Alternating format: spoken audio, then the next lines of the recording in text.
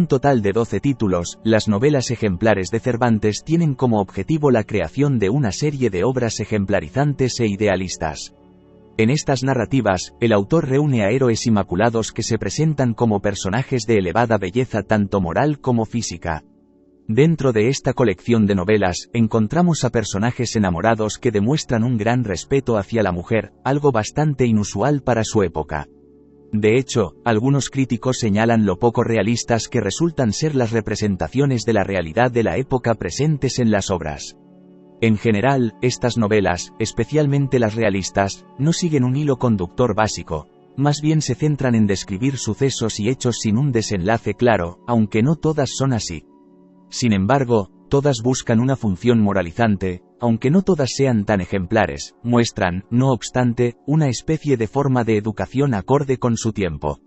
Cervantes mismo quiso dejar claro el propósito de las novelas ejemplares. Aquí entra en juego un binomio común en toda su obra, ya que el autor juega con el realismo y el idealismo. Toda la obra cervantina fluctúa entre estos dos polos, razón por la cual estas novelas sirven como observación de la realidad, como en el caso de Rinconete y Cortadillo o El celoso extremeño, junto con un idealismo imaginativo, como se aprecia en Las dos doncellas o La ilustre fregona. No obstante, algunas quedan a medio camino entre ambos extremos, como La gitanilla o El licenciado Vidriera. En cualquier caso, el propio autor destaca en el prólogo que busca la colaboración necesaria de los lectores. Aunque cada obra se puede leer de forma independiente, todas ofrecen una unidad de sentido que merece el calificativo de ejemplares. Sin embargo, este aspecto es motivo de controversia, según los estudiosos de la obra cervantina en los que nos basemos. En cuanto al término novela, es el propio Cervantes quien lo introduce en el castellano, derivado del italiano novela, que originalmente eran relatos cortos de poca estima. Así, el autor crea su propio género en nuestro país, inspirándose en autores como Boccaccio o Ericho. No obstante, innova al enriquecer sus obras con peripecias, nacionalización de personajes, importancia de los diálogos, eliminación de elementos sobrenaturales e introducción de la vida real, lo que humaniza a los personajes y les confiere verosimilitud. En resumen, las novelas ejemplares de Cervantes tienen un propósito moralizador, aunque algunos estudiosos sugieren que el autor pudo haber buscado principalmente evitar la censura, dado que ciertos pasajes podrían resultar atrevidos para la época. De hecho, dos de las novelas incluidas en el manuscrito conocido como Porras de la Cámara, El celoso extremeño y Rinconete y Cortadillo, fueron considerablemente modificadas en la imprenta, ya sea por el propio Cervantes para preservar su reputación o para eludir los recortes de la censura. ¿Listo para embarcarte en este viaje literario con nosotros? Suscríbete, activa las notificaciones y únete a nuestra comunidad de amantes de los libros. Juntos, exploraremos mundos inimaginables, compartiremos ideas y nos sumergiremos en la riqueza de la literatura. La gitanilla. La gitanilla narra la historia de Preciosa, una joven gitana rubia de ojos azules que impresiona a todos con su gracia al cantar y bailar. Se la invita a las casas de ricos caballeros para amenizar fiestas con sus habilidades. Don Juan, un joven caballero, se enamora de ella y le pide matrimonio. Preciosa propone que para ser su esposa, Don Juan debe vivir como gitano durante 2 años. Don Juan acepta, adoptando el nombre de Andrés Caballero. Sin embargo, Andrés se ve envuelto en problemas cuando una fea muchacha enamorada de él lo acusa falsamente de robo. Andrés es detenido, y su historia llega a oídos de la corregidora, quien, al ver a Preciosa, nota un parecido sorprendente con una hija perdida. Se revela que Preciosa es en realidad doña Constanza de Acevedo y Meneses, la hija de la corregidora. El corregidor decide casar a Preciosa con Andrés para salvarlo de la cárcel. El desenlace feliz incluye la reconciliación de doña Constanza con su padre, don Juan de Cárcamo, quien estaba previamente informado de la situación. Todos celebran la unión, y la verdad sobre la identidad de Preciosa se revela, culminando en un final alegre. El amante liberal. Esta novela ejemplar sigue la historia de Ricardo y Leonisa, quienes coinciden en un viaje hacia nuevas tierras. Después de entablar una fuerte amistad en el barco, una tormenta destruye la flota y Ricardo cree que Leonisa ha perecido. Ricardo es tomado prisionero por tropas musulmanas en Chipre. Mientras está prisionero, Ricardo hace amistad con Mahamud, un cristiano renegado. Leonisa es llevada ante el cadi, y Ricardo, ahora posesión del cadi, es testigo del enamoramiento de la esposa del cadi, Jamila. Leonisa también es objeto del deseo del cadi. Se desarrolla un enfrentamiento entre turcos, y Ricardo aprovecha la confusión para liberar a los cautivos cristianos. Al llegar a Trapani, Mahamud y Alina vuelven al cristianismo y se casan. A salvo, Ricardo siente la obligación de entregar a Leonisa a su prometido Cornelio, pero ella decide quedarse con él. Rinconete y Cortadillo. Pedro del Rincón y Diego Cortado, jóvenes fugitivos, se encuentran en una venta y deciden viajar juntos a Sevilla. Desarrapados pero astutos, se las ingenian para sobrevivir en la ciudad sin dinero. Pronto, se introducen en el mundo del robo y se unen a la pandilla del astuto Monipodio. Bajo los nombres de Rinconete y Cortadillo, se integran en la comunidad de Monipodio, donde conviven con diversos personajes marginales. Monipodio dirige la pandilla, exigiendo una parte de sus ganancias a cambio de su protección. Aunque participan en actividades ilegales, Monipodio también los obliga a realizar gastos en devociones cristianas. La obra concluye con Rinconete reflexionando sobre su situación, mostrando indicios de arrepentimiento. Sin embargo, decide continuar en las actividades de la banda de Monipodio, dejando el final abierto a la interpretación del lector. La española inglesa. Cuenta la historia de Clotaldo, un noble inglés que, durante el saqueo de Cádiz en 1569, encuentra a una niña llamada Isabel. A pesar de la alarma por la desaparición de la niña, Clotaldo la esconde y la lleva a Inglaterra junto a su familia. En Inglaterra, Isabel crece junto a Ricardo, el hijo de Clotaldo, y eventualmente se enamoran. A pesar de la oposición de Clotaldo, que tiene planes de casar a Ricardo con una noble escocesa, Isabel y Ricardo deciden casarse. La belleza de Isabel llega a oídos de la reina Elizabeth, quien la nombra doncella real. Sin embargo, la camarera de la reina envenena a Isabel, dejándola desfigurada. Ricardo, en su ausencia, realiza hazañas valientes para ganarse la mano de Isabel. A su regreso, Ricardo libera a una galera atacada por turcos, sin saber que entre los prisioneros están los verdaderos padres de Isabel. Aunque entrega joyas y oro a la reina por Isabel, la camarera despechada envenena a Isabel, quien sobrevive pero queda desfigurada. Los nobles españoles reconocen a Isabel como su hija perdida, la reclaman y la recuperan. Ricardo, a pesar del cambio en la apariencia de Isabel, sigue enamorado. Después de 2 años en prisión en Argel, Ricardo regresa y se casa con Isabel, quienes recuperan su felicidad. La fuerza de la sangre. Un hidalgo regresa a su casa después de un día de campo con su familia. Su esposa, una hija de unos 16 años y un chaval pequeño, en el camino se cruzan con un grupo de jóvenes caballeros, el principal de los cuales se fija en la hermosa belleza de la muchacha y decide poseerla.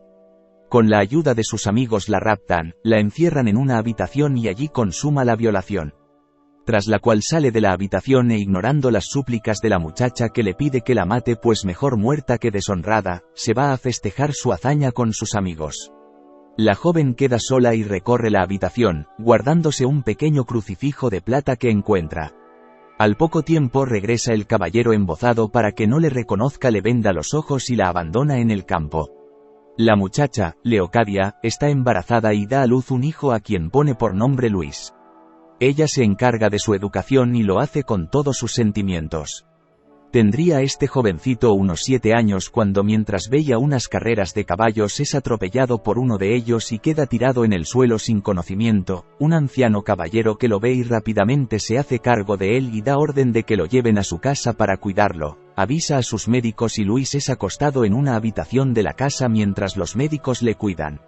Avisada Leocadia del accidente de su hijo, corre a casa del caballero y la llevan a la habitación en la que está Luis. Al momento reconoce que aquella es la habitación en la que fue violada. Leocadia le cuenta a su madre lo que ha averiguado y después lo hace con la señora de la casa, doña Estefanía, enseñándole como prueba el pequeño crucifijo de plata que se llevó y que echaron de menos aquellos días. Doña Estefanía lo comenta con su esposo, ambos se han encariñado con Leocadia y su hijo Luis, y deciden enviar una carta a Nápoles donde su hijo Rodolfo está, instándole a que vuelva pues han encontrado una mujer que será su esposa ideal. Rodolfo regresa a casa en unos pocos días y en la comida de recepción doña Estefanía le muestra un retrato de una horrible mujer que le dice es la esposa que han pensado para él. Rodolfo se niega a tomar por esposa a semejante adefesio. En ese momento doña Estefanía entra con Leocadia, a quien presenta como una querida amiga y Rodolfo queda deslumbrado. Al verle Leocadia no puede evitar desmayarse y en ese momento Rodolfo reconoce a la mujer y se desmaya también. Que los padres ya tenían alertado a un sacerdote que los casa allí mismo y según las crónicas fueron felices por los tiempos de los tiempos. El celoso extremeño. Nos cuenta la vida de un hidalgo extremeño de nombre Filipo de Carrizales quien después de haberse arruinado, ido a las Indias y vuelto otras vez rico, pero ya con casi 68 años, descubre un día a una jovencita de unos 14 años llamada Leonora y, aunque no estaba en sus planes, decide desposarla. Es nuestro personaje terriblemente celoso y la contemplación de su joven y deliciosa esposa le hace pensar en los problemas de adulterio. Para evitarlo edifica para ella una casa sin ventanas al exterior donde la recluye con la intención de nadie la vea ni ella pueda ver a nadie, la encierra con sus sirvientes y esclavas y en la puerta coloca a un fornido negro eunuco con órdenes de no penetrar jamás en el interior de la vivienda de Leonora.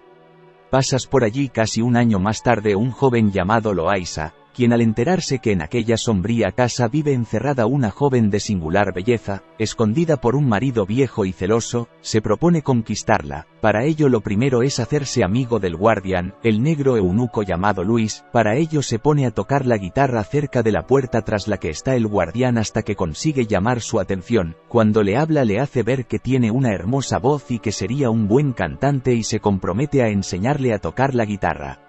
El cándido Luis está alucinado y se siente totalmente atraído por las palabras de Loaysa.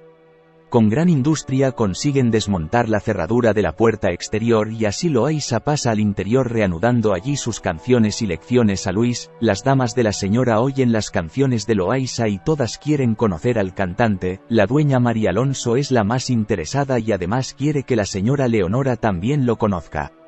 Loaysa hace llegar un ungüento para que Leonora unte las sienes, pulsos y algunas otras partes de Carrizales y esto hará que se quede dormido y no atienda a nada. Así lo hace, le roban la llave de la puerta interior que tenía debajo del colchón y Loaysa entra por fin en la casa. María Alonso convence a Leonora de que se acueste con Loaysa y los encierra en su propia habitación, pero ella no cede y finalmente caen ambos dormidos por cansancio. Carrizales despierta y ve la puerta abierta, la llave no está en su sitio y descubre lo que ha pasado, ve a su esposa dormida en brazos de un extraño y enloquece de celos. Finalmente, a punto de morir recomienda a Leonora que se case con Loaysa, pero su mujer ingresa en un convento y Loaysa sigue su camino hacia las Indias. El licenciado Vidriera narra la historia de Tomás Rodaja, un joven campesino que despierta el interés de dos caballeros malagueños mientras duerme bajo un árbol en las orillas del Tormes en Salamanca. Tomás busca un amo que le permita estudiar en la Universidad de Salamanca. Los caballeros, impresionados por su actitud, lo toman a su servicio y facilitan sus estudios. A los 8 años, los caballeros regresan a Málaga tras completar sus estudios, y Tomás se despide de ellos para continuar su educación en Salamanca. En su camino, se encuentra con el capitán de los tercios, don Diego de Valdivia, quien lo persuade para unirse a sus tropas y viajar por Flandes e Italia. Tomás acepta, pero no toma plaza de soldado. Desembarca en Nápoles y, admirando las diferentes culturas, se desliga de la compañía de don Diego para explorar las principales ciudades de Italia. Posteriormente, Tomás se encuentra nuevamente con don Diego cuando ambos se embarcan hacia Flandes, pero al ver los preparativos de guerra, decide regresar a Salamanca para completar sus estudios. Finalmente, se gradúa en leyes. En ese momento, una dama llega a Salamanca presumiendo de haber estado en Italia y Flandes. Tomás va a visitarla, pero la rechaza. Enfurecida, la dama recurre a una hechicera morisca que le prepara un membrillo envenenado. Al consumirlo, Tomás aparentemente enloquece, temblando y postrándose en cama. Aunque se recupera físicamente, su mente queda afectada. Durante 2 años, Tomás cree ser de vidrio y evita que nadie lo toque. A pesar de ello, desarrolla la capacidad de responder rápidamente y con precisión a diversas situaciones. Lo llaman el licenciado Vidriera. Un monje experto en enfermedades extrañas finalmente lo cura, y Tomás regresa a Salamanca como licenciado Rueda. Incapaz de superar su pasado como vidriera, cansado de burlas, decide unirse a la compañía de su amigo el capitán Diego de Valdivia en Flandes, muriendo finalmente como un soldado con fama de prudente y valiente. La ilustre fregona, Diego de Carriazo, joven de unos 13 o 14 años, de familia rica de Burgos, tiene una gran afición por la picaresca, así decide huir de su casa y visitar otras tierras. Se sabe que pasó por Madrid y siguió hasta el sur, instalándose en la Almadraba de Zahara, allá por tierras de Cádiz. Vivió feliz trapicheando y haciendo vida de pícaro, hasta que se cansó y aprovechó unas ganancias en el juego para volver a casa y vestirse otra vez de caballero. En su casa añoraba el tiempo pasado en Almadraba y convenció a su amigo y vecino Tomás de Avendaño para que le acompañaran. Engañaron a sus familias diciendo que se iban a Salamanca a estudiar y con el dinero que sus familiares les entregaron para ese fin tomaron el camino hacia el sur.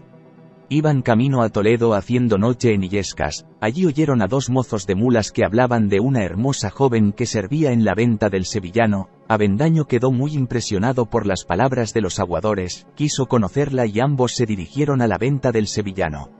Avendaño fue el primero en verla y quedó impresionado por la belleza de la muchacha. Carriazo le advirtió que al día siguiente debían continuar su viaje, pero Avendaño aseguró que él no se movía de aquella posada hasta no haber conocido más de cerca a la hermosa sirvienta, así que se quedaron allí como mozos de la posada. Avendaño pasó a llamarse Tomás Pedro y trabajaba como mozo de cuadras, y Carriazo pasó a llamarse Lope Asturiano y trabajaba de aguador.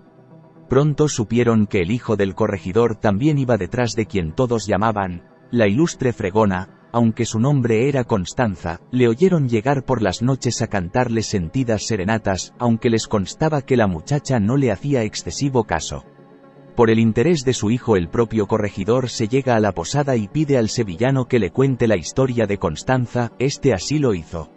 Hace 13 años llegó a esta posada una mujer de rica cuna según su aspecto, pero venía enferma y con hábito de peregrina camino de Guadalupe. Al parecer estaba embarazada y aquella misma noche dio a luz una hermosa niña, que encomendó al posadero junto con una bolsa de monedas de oro. 20 días después volvió ya curada de su peregrinaje, abrazó a su hija, a quien habían ya bautizado con el nombre de Constanza, tal como la mujer quiso, y la dejó a cuidado del posadero y su mujer, advirtiéndole que llegaría gente importante a buscarla. Para que lo identificaran, quitó 6 eslabones de una cadena que le entregó al posadero y un documento escrito lo cortó de tal forma que se necesitaba la otra mitad para entender lo que allí ponía. No muchos días después llega a la posada un grupo de personas, 2 señores principales de edad avanzada y su corte de acompañantes. Avendaño, al hacerse cargo de las cabalgaduras, reconoce a personas de su casa e incluso a su padre allí presente, y le oye decir, al ver a la ilustre fregona, que aquí termina nuestra búsqueda, estamos donde queríamos.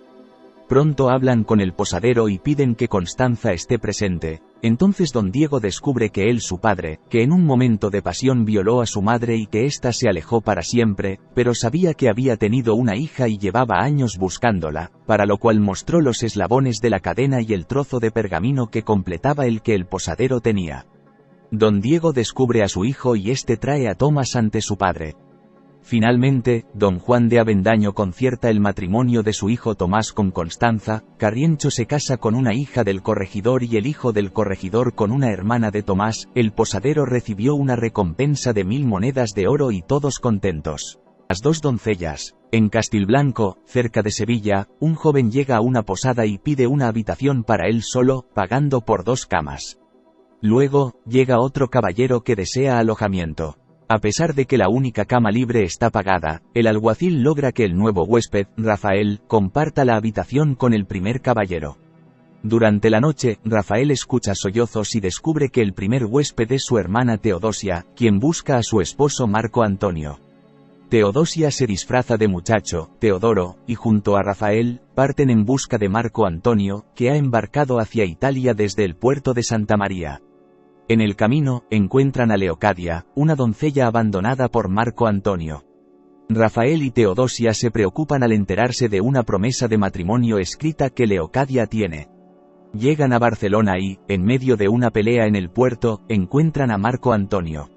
Leocadia y Teodosia se enfrentan a él exigiendo que cumpla con la promesa, pero Marco Antonio está casado con Teodosia. un caballero catalán interviene y lleva a Marco Antonio a su casa para ser atendido por médicos.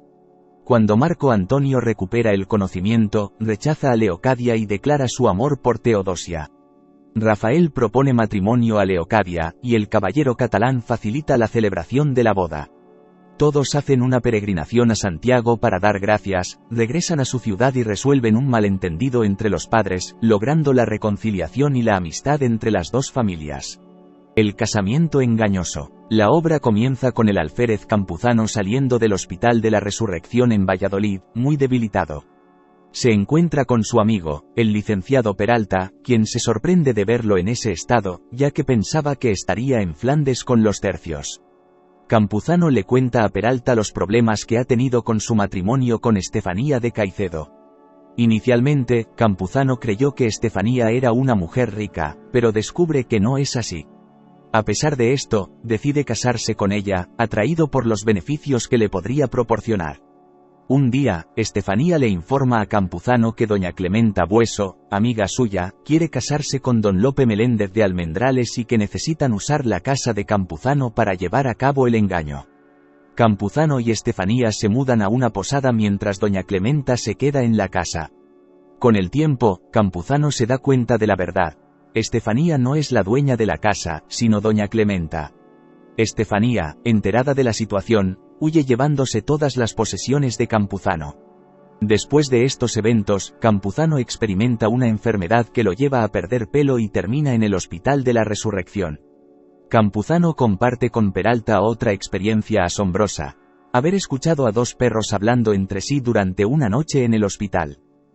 La señora Cornelia. La novela de la señora Cornelia nos habla acerca de don Juan y don Antonio, dos jóvenes que deciden abandonar la universidad y realizar un viaje. Estando en Bolonia, recapacitan y deciden retomar sus estudios en la universidad de esa ciudad.